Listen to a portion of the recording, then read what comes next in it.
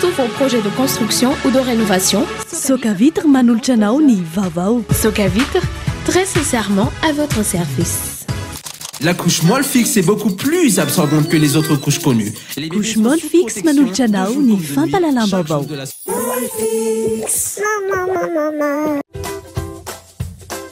Pour vos travaux de rénovation et d'aménagement, ne ratez pas le grand déstockage. Batimax manolotra anao ny fampalalam-baovao. Batimax, la qualité au meilleur prix. En plus, la visite est gratuite. La 4G Batelma vous présente ny vaovao.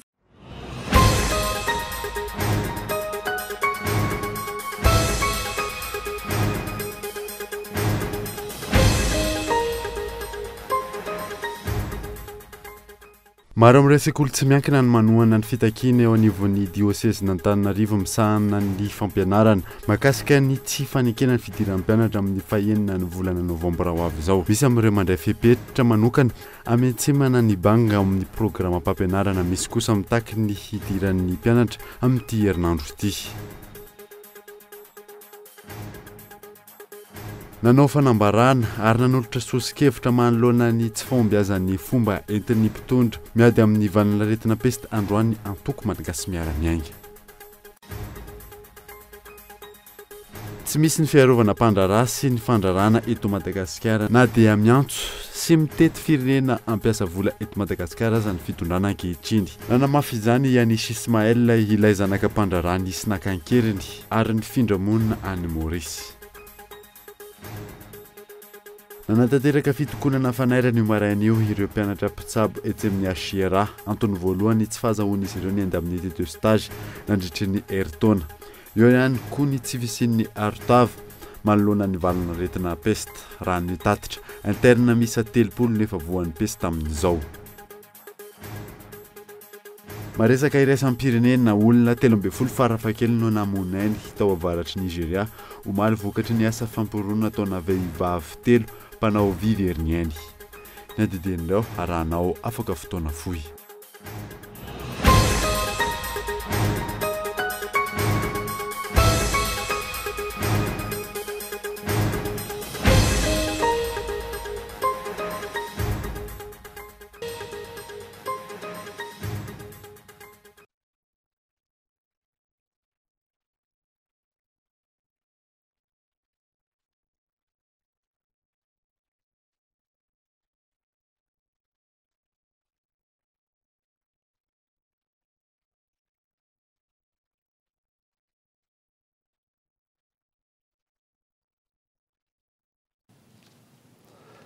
Miaraba tompoko lafinaritra tompoko vavy miaraba manokana ihany koa amin'ireo mpanaraka ny vaovao Ankolo TV any amin'ny faritra indrindra ireo manaraka izany amin'ny alalan'ny FM Toamasina DSTV Antsarana ary TNTV Fianaratsoa.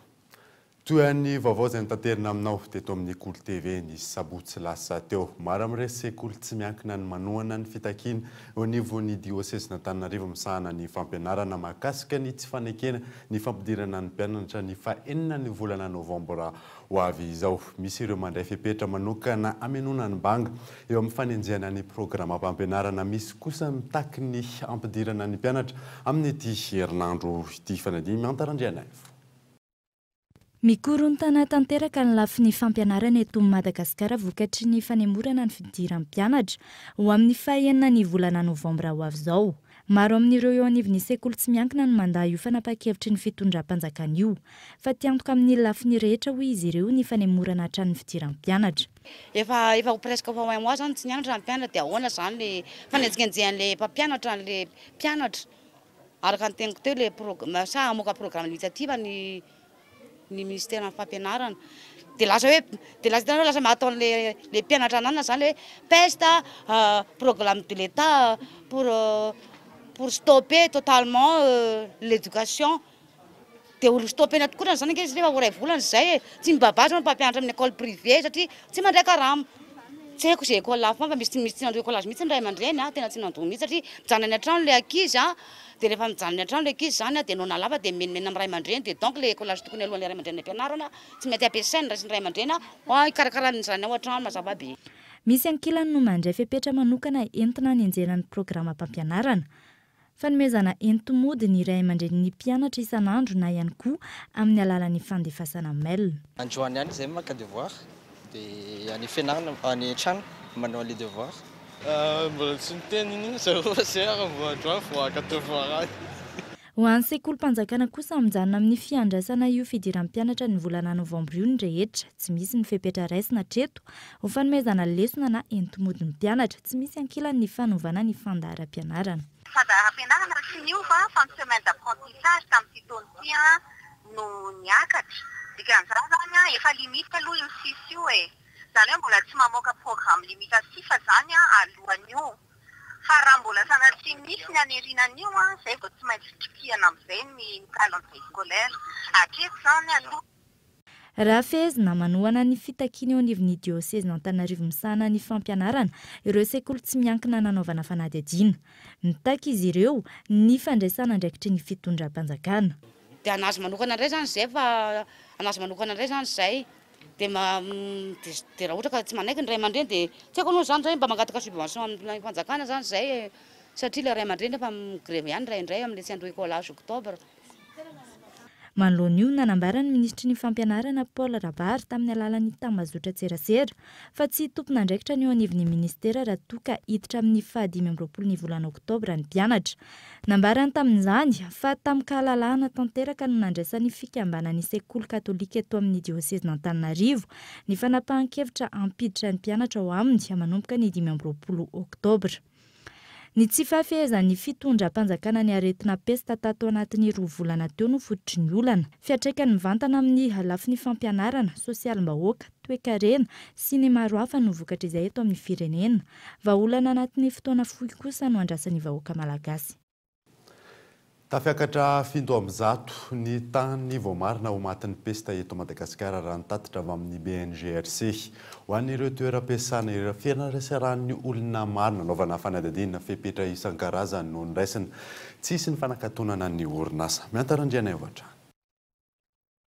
Ny teraka resabe taorian'ny fanakatonana sekoly sy ny fanemorana ny fidiram-pianatra ny mikasika ireo toeram-piasana ifaneraserana olona maro, peste pulmonaire na ny peste ny avokavoka, mifindra amin'ny alalan'ny pitidrora, io no ahiny indrindra amin'ny toerana ifaneraserana olona maro io. Ho an'ny zone franche nanaovana fanadihadiana tsy afaka nakatona ny orinasany izy ireo no ny fisorohana ny mety ho faty antoka teraka izay na misy aza ny fiparihany aretina. Nangataka ny tsy ampy-sehonan-tareny ny tompona andraikitra eo anivon'ny zone franche iray eto Antananarivo izay nanaovana fanadihadiana ity. Raha vao tsy maintsy aloha dia matiantoka e. Mbola tsy nisy leo tsy niasa zany ka tsy matiantoka.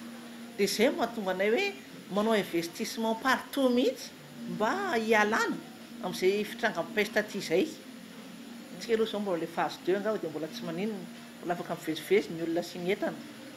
Fa raha sanatria tonga phase 3 dia izay raha be izay. Ny izay zany efa nanadio tanteraka ny orinasa na ny atiny na ny velany. Nanao daholo izay fepetra ilaina na ny dératisation na désinsectisation na désinfection dia ny port de masque moa zany évidemment. Ankilany miakatra hatrany ny tahan'ny olona matin'ny peste eto Madagasikara araka ny tatitra mivoaka avy amin'ny BNGRC sy ny OMS. Ho an'ny OMS ny 20 ny volana oktobra teo, ito amin'ny tranokala-mpifandraisan'ny ONU, tafiakatra 350 ny olona ahina ho tratry ny avalana aretina peste eto Madagasikara, miisa 470 no maty tamin'ny fotoana io.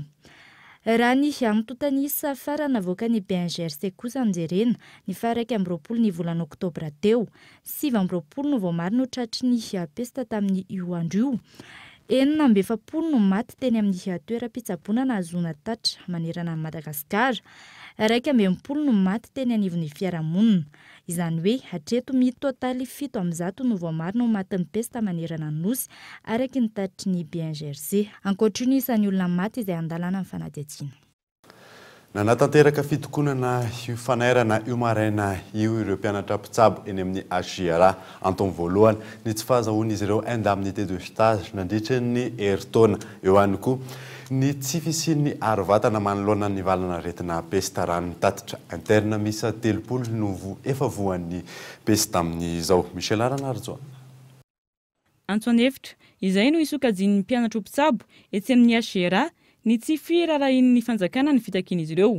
Io maraina io, raikitra indray ny fitokonana fanairana entin'izy ireo mitaky ny indemnité de stage n'izy ireo izay efa tsy voaloana andritra ny herintaona. An'izao hetsika izao zay satria noho ny voalohany indrindra noho ny fahatsapanay fa amahivan'ny ministera ny fanjakana ny fandoavana ny amin'ny tsy fandoavana ara-potoana ny indemnité de stage nay. Ao anatin'izany voalohany indrindra dia ny indemnité de stage nay tamin'ny herintaona tamin'ny 2016 zany.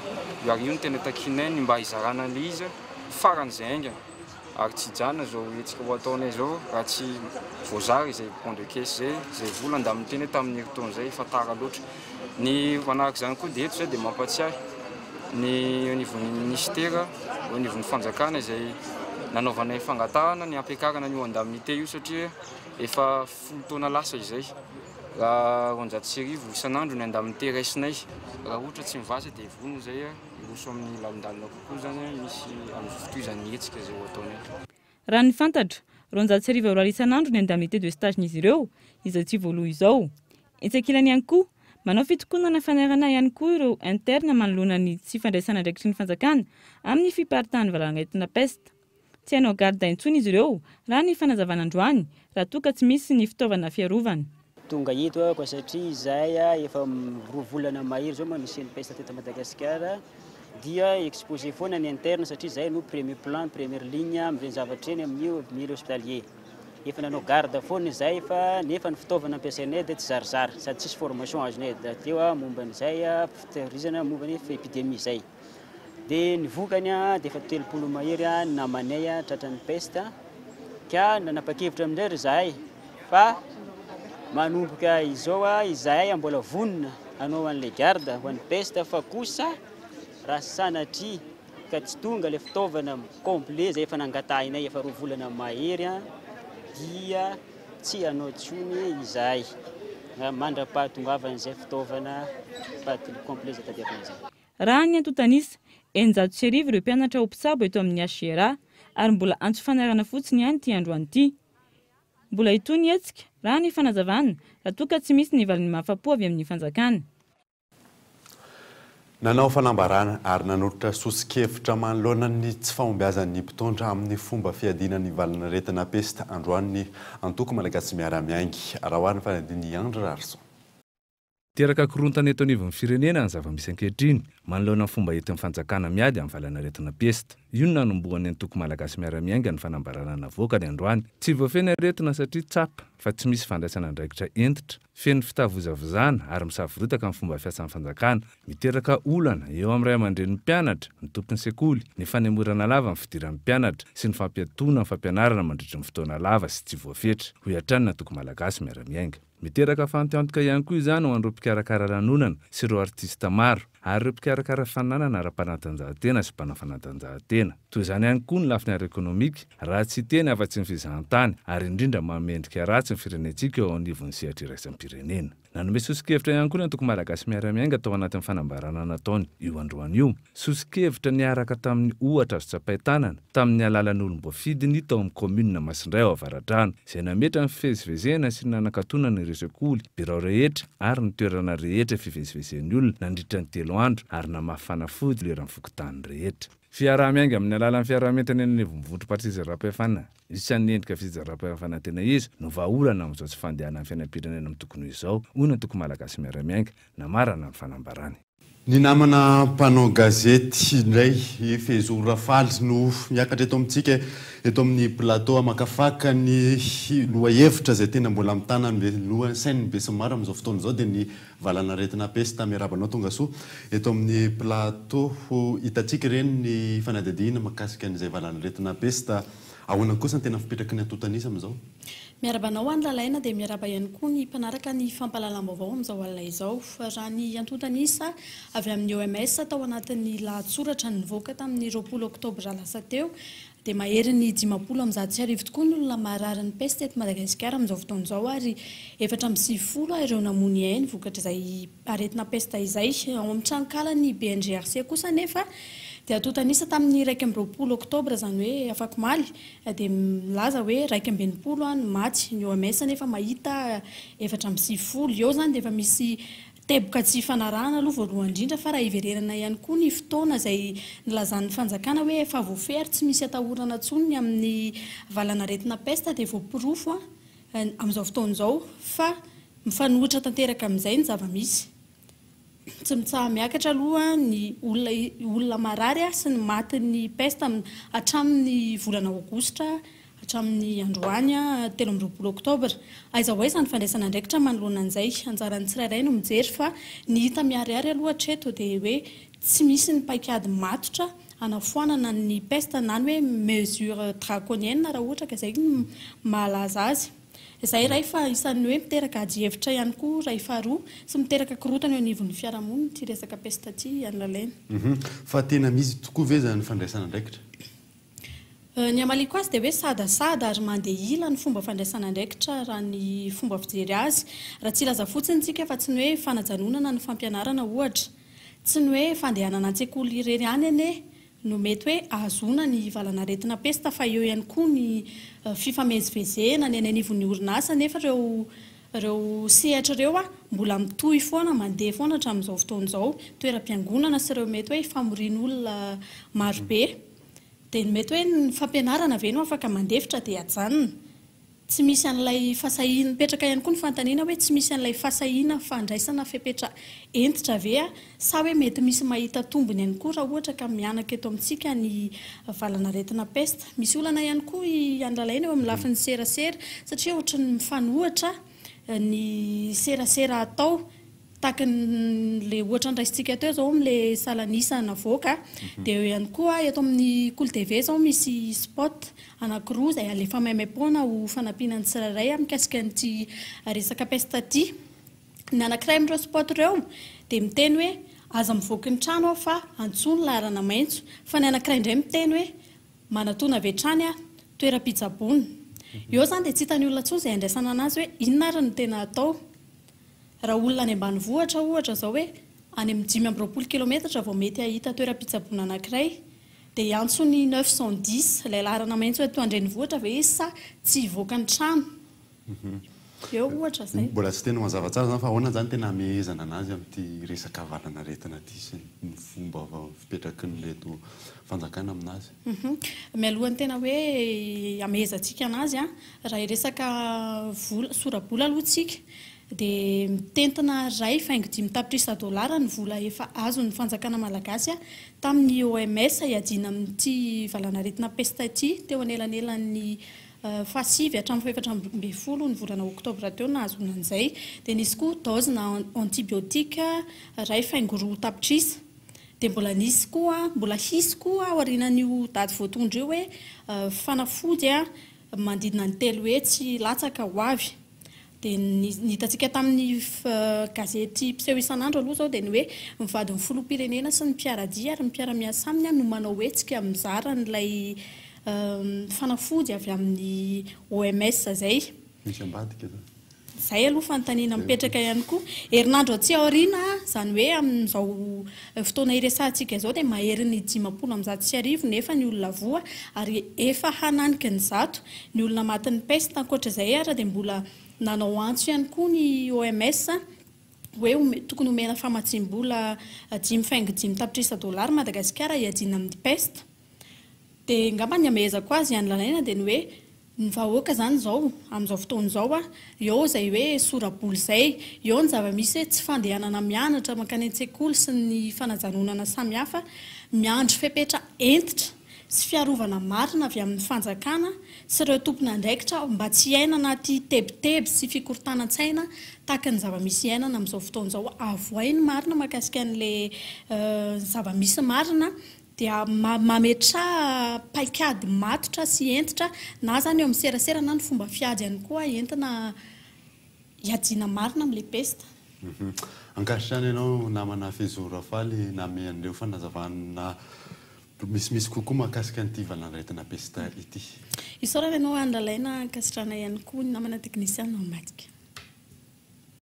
Nanoizatsika ny vaovao kosa indray dia tsy hempotra amin'ny tetika ho fanitsiana ny lalam-panorenana ny mpitondra io no azo amehezana nambaran'ny filohan'ny antoko HVM io maraina io tetsy Ambefoloha nandritra ny fifamindrampahefana teo aminy sy minisitra vaovaon'ny fambolena sy ny fiompiana. Andra Arson.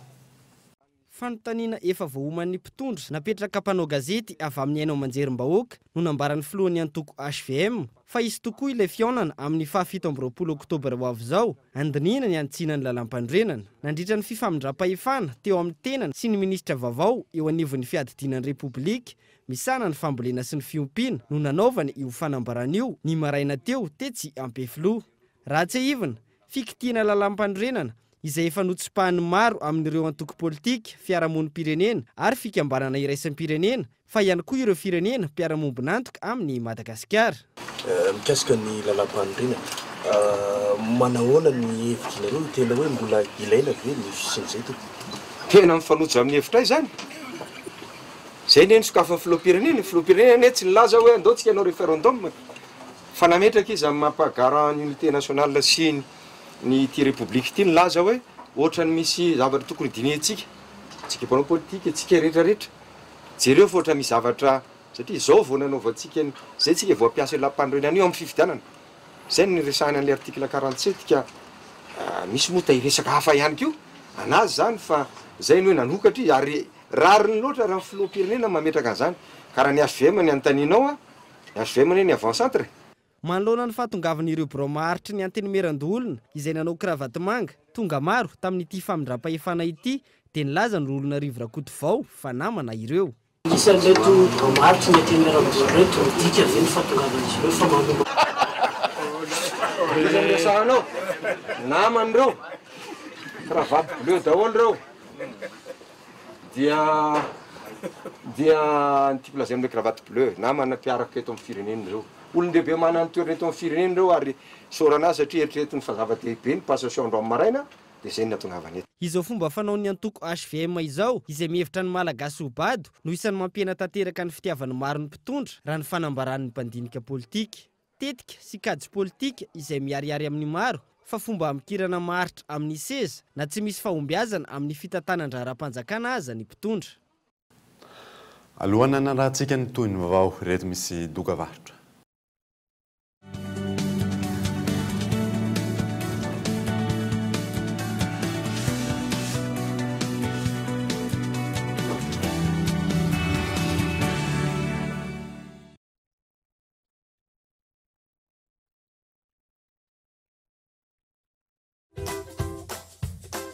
Pour vos travaux de rénovation et d'aménagement, ne ratez pas le grand déstockage de Batimax Saint-Jar pendant tout ce mois. Des produits de qualité à prix réduit. Batimax, vous trouverez tout. Peinture, carrelage, sanitaire, quincaillerie et plus encore. Batimax, la qualité au meilleur prix. En plus, la visite est gratuite. Dinidinika ambany tafitrano ho toy ny dinidinika ambany tafitrano izay natao ramatoa ben'ny tanàna Antananarivo niarahana tamin'ny mpanao fitaterana taxi dia asaina indray ny rehetra ho tonga hamonjy ny fiaonam-be izay atao amin'ny lapan'ny tanàna Analakely amin'ny alakamisy 26 Oktobra ho avy izao manomboka miroratsy diso. Aleo rangatsika mpanao fitaterana taxi rehetrarehetra mba ho tonga daholo mba ahitana zay tena marina amin'ity dinidinika iarahana amin'ny ramatoa ben'ny tanàna Antananarivo ity miantso indray neny. Une dose de chaleur et attendre le temps qu'il faut pour cueillir le goût. Chez Le Sieur, nous récoltons votre confiance en allant chercher le meilleur des œufs frais chez eux. Avant de les confier à des mains expertes, chez nous, et vous donner le meilleur de la mayonnaise, chez vous.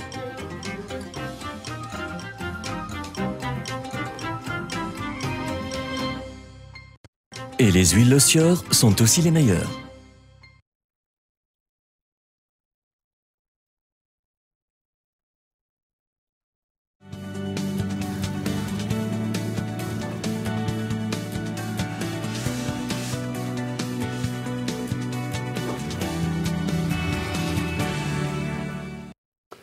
Verina eto amin'ny fampalalam-baovao isika tsy misy fiarovana ny mpandraharaha sy ny fandrarana eto Madagasikara na dia miantso sy mitety firenena ampiasa vola eto Madagasikara ny fitondrana ankehitriny nanamafy izany Yanis Ismaël ilay zanaka mpandraharaha nisy nakankerany ary ny findramonina any Maurice Fezora Valy.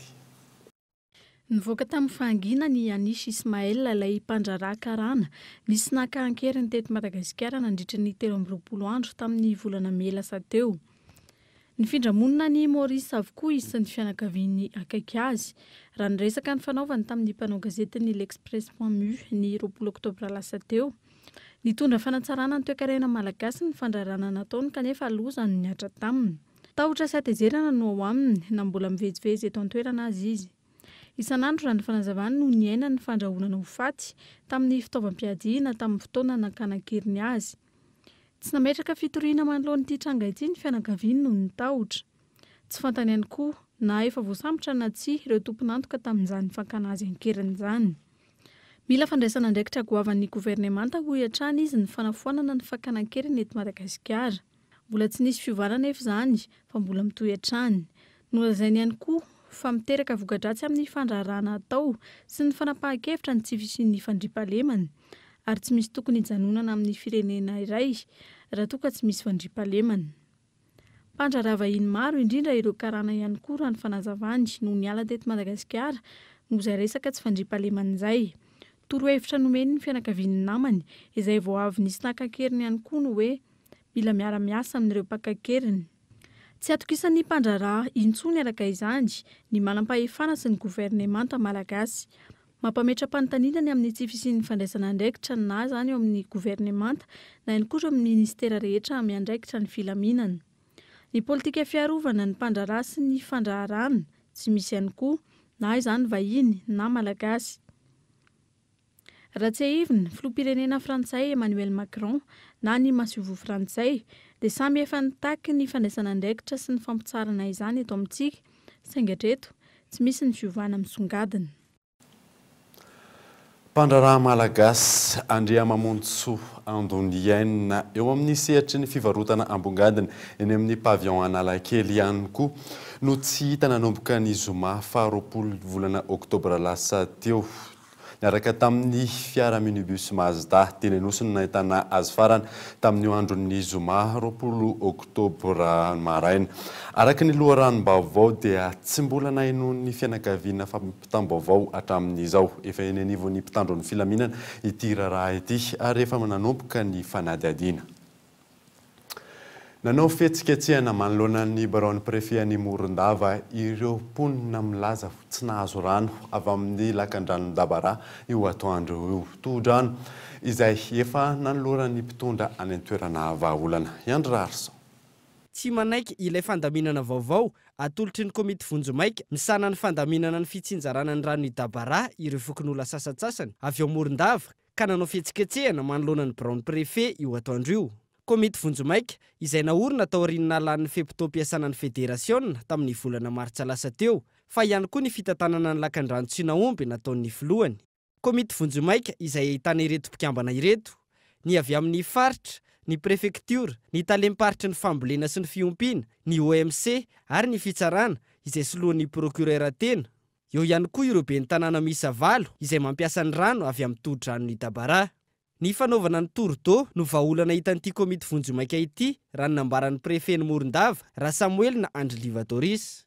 Satria efa kely re rano dia tour-d'eau no atao. Zany hoe ny tour-d'eau raha zavaina kely zany dia hoe mifandimby mahazo rano zany le partie anankiroa zany hoe mahazo ry zany ny anambony mandritra ny fotoana vitsivitsy dia avy eo mahazo reny aty ambany mandritra fotoana vitsivitsy ary iny ihany no vahaolana maharitra aloha amin'izao période de tiage zao zany hoe amin'izao maintany zao kely ny rano dia io ihany ny vahaolana maharitra.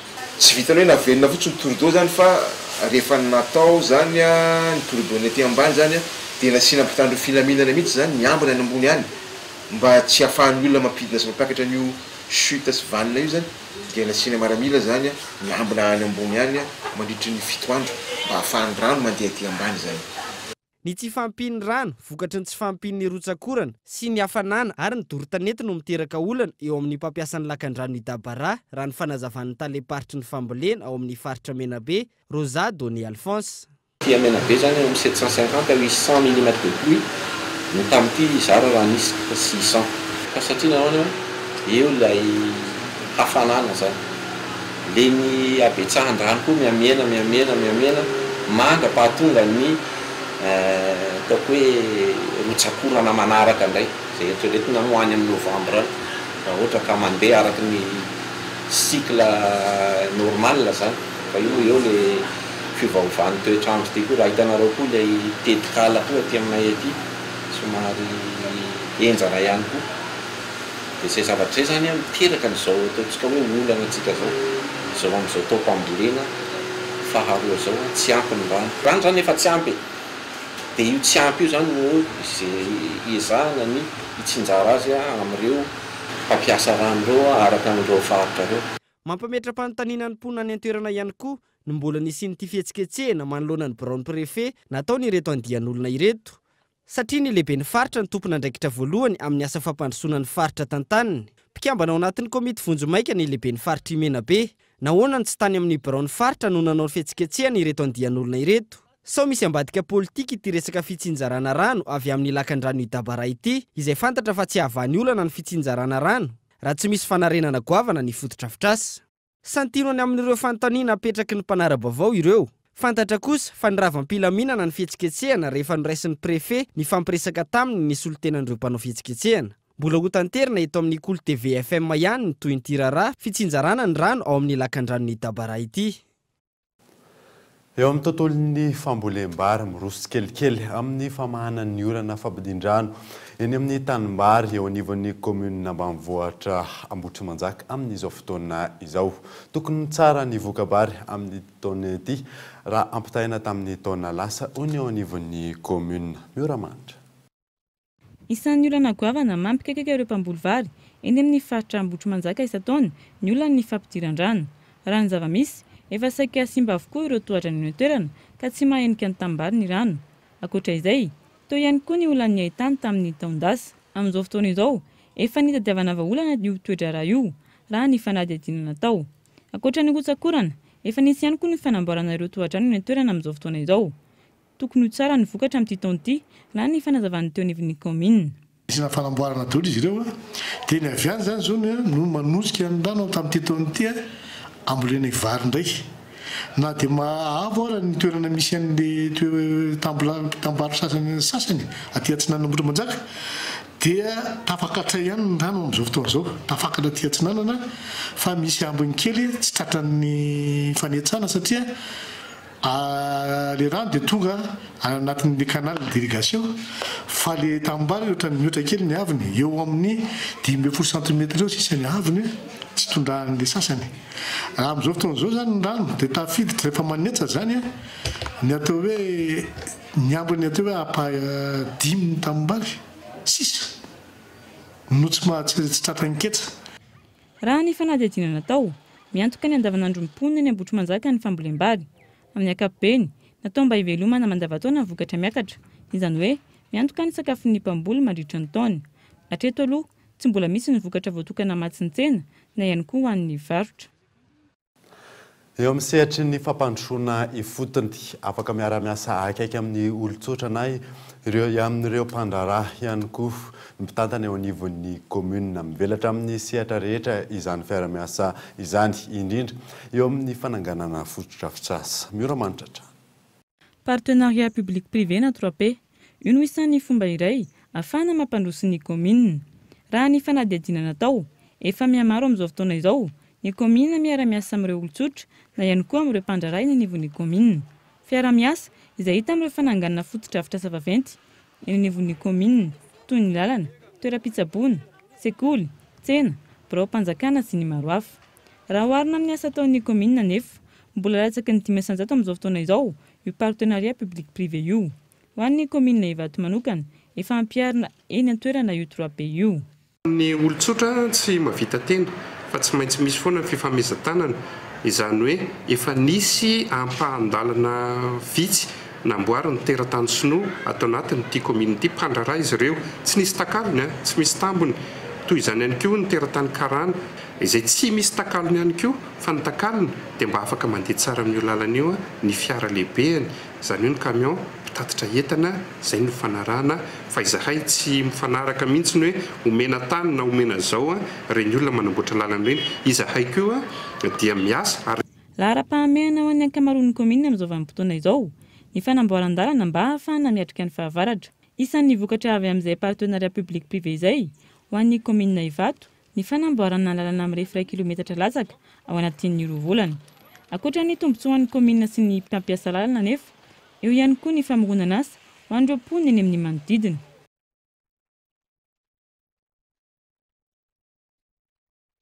marinana izany isy rahampitso ny fanomezan-draha maimam-poana ho tanterahana eny amin'ny université an'Antananarivo fa ihany koa ho fanampina ny mpiarabelona io no nasaina. Ankalaza ny faha-efapolo taona ny fikambanana Mafamia izay vondronan'ny mpianatra ambaratonga ambony mpiasa Maintomilala avy amin'ny faritra Antananarivo miray. Fikambanana izay najoro isiny ny fifanampiana sy ny fifampitsinjovana eny amin'ny ambaratonga ambony. Fikambanana Mafamia dia ninga tamin'ny fikambanana mpianatra tamin'ny valon'ny 770 roapolo taona taty aoriana tamin'ny valon'ny 770 any nihitatra ho fikambanan'ny mpandrara Maintomilala sy ny mpiasa avy amin'ny faritra Antananarivo izay atao mivondrona ataon'ny anarana hoe Mafamia izany hoe fikambanana ara-tsosialy amin'ny sehatra amin'izany fifanasoavan'ny mpikambana izany na mpianatra izany na mpiasa fifampitsinjovana. Ao anatin'izay fankalazana izy ireo ny tsingeritaonana izay isy ny fanomezany raha mamaim-poana izay ho tanterahan'ny mpikambana rahampitso eny amin'ny université n'Antananarivo. Dia anokafana n'io fankalazana amin'ny faha-efapolo taona io manao hetsika ara-tsosialy izahay amin'izao fotoana izao fanomezana raha mamaim-poana. Sehatra ny université moa izany no niangan'ny fikambanana arak'izay tarzety eny amin'ny université an'Antananarivo no atao io fanomezana raha mamaim-poana io iatsona ny Maintomilala rehetra, iatsona ny mpikambana rehetra manomboka amin'ny 7 ora maraina. Mariana fa fiara-miasa amin'ny ao amin'ny Banque de Sang ao amin'ny hôpitaly Joseph Ravangandrenavaly io ary niraisina daholo ny fepetra rehetra izay tokony fanandrefy amin'izany amin'izao fielezan'ny aretina peste izao. Manomboka amin'ny 7 ora maraina no tanterahana izany hetsika izany ho iatrany Andria Miajanaina Samson Uli izay isan'ireo anatin'ny komity mpanomana ny faha-efapolo taonan'ny Mafamia. Raha ny fanazavana hatrany manodidina ny 2,000 ny mpikambana eo anivon'ny Mafamia. Aorian'ity fanomezan-draha mamaim-poana izay ho tanterahana rahampitso eny amin'ny université n'Antananarivo ity vinan'ny fikambanana ny ivelatra eo amin'ny fanaovana asa sosialy. Vaovao ara-panatanjahantena tontolon'ny kitra Ligue 1 any Frantsa andro fahafolony saraka alsala ronirony Classico frantsay omaly dia ny Olympique de Marseille sy PSG nahazo karatra mena i Neymar nandritra izay lalao izay Fizora Valy. Roa no niafaran'ny lalao ny fanandrinan'ny Paris Saint-Germain sy ny ekipan'ny Olympique de Marseille omaly tao anatin'ny andro fahafolony Ligue 1. Taty amin'ny minitra faha-40, Luis Gustavo no nisantatra ny isa ho an'ny ekipan'ny Olympique de Marseille tamin'ilay daka avy lavitra na voafitaka ny mpiandry tsatokazo ny PSG. Taty amin'ny minitra faha-13 ny sahalain'ny Neymar ny isa. Nisaraka teo ny fizaram-potoana voalohany. Rehefa nisetrasetra tao anatin'ny lalao, nanoratra ny isa faharoa ny Olympien teo amin'ny minitra faha-70 tamin'ny alalan'ny Florian Thauvin. Efatra minitra tsy ataperan'ny lalao ihany koa nivoaka ny kianja ilay kintana breziliana Neymar rehefa nahazo karatra mavo tamin'ny fahadisoana nataony ary mbola nahazo karatra mavo fandroany taoriany ilay fihetsika ilay Marseillais Lucas Ocampos. Isan'ireo mpilalao voamatetika ihany koa tao anatin'iny lalao iny Neymar. Segondra vitsy tsy ataperan'ny lalao taty amin'ny fanampotona nitrangany tsy napoziny. Ny sahalainy Cavani tamin'ny coup franc ny isa, nisaraka roa ny lalao. Hatreto 40 no isa ananan'ny Paris Saint-Germain. Maresaka iraisam-pirenena olona 13 farafakely no namony ainy tao avaratry Nigeria omaly vokatry ny asa fampironana ataona vehivavy telo mpanao viveriny ainy. Fanadidina. Nitrangana asa fampiororona intelo miataona tao Nigeria omaly tao amin'ny renivohitry ny fanjakana Borno. Tamin'ny 10 alina latsaka fefany. Ora tany an-toerana nanampoka fehikibo misy bomba ny vehivavy iray mpanao viveriny ainy manoloana toeram-pisakafoana iray. olona 13 no namony ainy vokatr' izany. Olona 40 hafa ihany koa naratra vokatry ny fipoahana nataona vehivavy iray hafa ka mikazy ihany koa minitra vitsy taoriny n'ilay fipoahana voalohany. Nisy tsy fetezana kosa ny fehikibo misy bomba n'ilay kamikazy fahatelo. Mbola nisy ihany koa ny fampilazana ny siny asa fampirorona manaraka ataony vondrona Boko Haram rampitso 14 Oktobra. Raha tsy ahivina, tao amin'ny tsirenivohitra ity no niforona ny vondrona jihadista nigeriana ary matetika no hitrangana asa fampirorona tany an-toerana. Mandidina ny iray tapitrisa ireo nitsopinena natao ka namonjy ny avaratra atsinana ny Nigeria. Hatramin'ny taona 2004 mahatratra 2 alina ireo namony ainy tao Nigeria vokatry ny asa fampirorona natao ny Boko Haram ary mandidina ny 2,9 tapitrisa ireo nitsopinenana. Alohan'ny sarana taverina aminao ireo vaovao nisongadina tamin'ity alina ity. Maro amin'ireo sekoly tsy miankina no manohana ny fitakiana eo anivon'ny diosezina Antananarivo misahana ny fampianarana mahakasika ny tsy fanekena ny fidiran'ny mpianatra ny 9 ny volana Novambra ho avy izao. Nanao fanambarana ary nanolotra sosikevitra manoloana ny tsy fahombiazan'ny fomba entin'ny mpitondra miady amin'ny valinaretina pesta androany antoko malagasy miara-miainga. Ary farandehanana tanteraka fitokonana fanairana io maraina io ireo mpianatra mpitsabo etsy amin'ny HGRA antony voalohany ny tsy fahazahoany izy ireo ny indemnité de stage nandritra ny herintaona fa eo ihany koa ny tsy fisian'ny aro-vatana manoloana ny valinaretina pesta raha ny tatitra de interne misy 30 no efa voan'ny pesta amin'izao. Dia izay mamarina ny vaovao tamin'ity alina ity ankasitrany ianao nanaraka izany soava tsara daholo.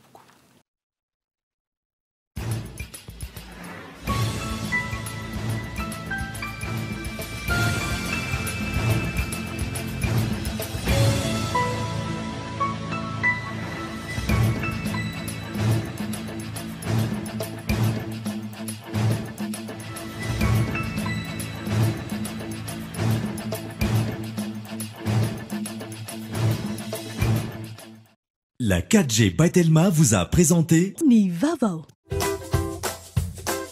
Pour vos travaux de rénovation et d'aménagement, ne ratez pas le grand Batimax nanolotra anao teo ny fampalalam-baovao. Batimax, la qualité au meilleur prix. En plus, la visite est gratuite. La couche moelle fixe est beaucoup plus absorbante que les autres couches connues. Narahinao teo ny fampalalam-baovao niaraka tamin'ny couche moelle fixe. Pour tous vos projets de construction ou de rénovation. Narahinao teo ny fampalalam-baovao niaraka tamin'ny Soca Vitre. Soca Vitre, très sincèrement à votre service.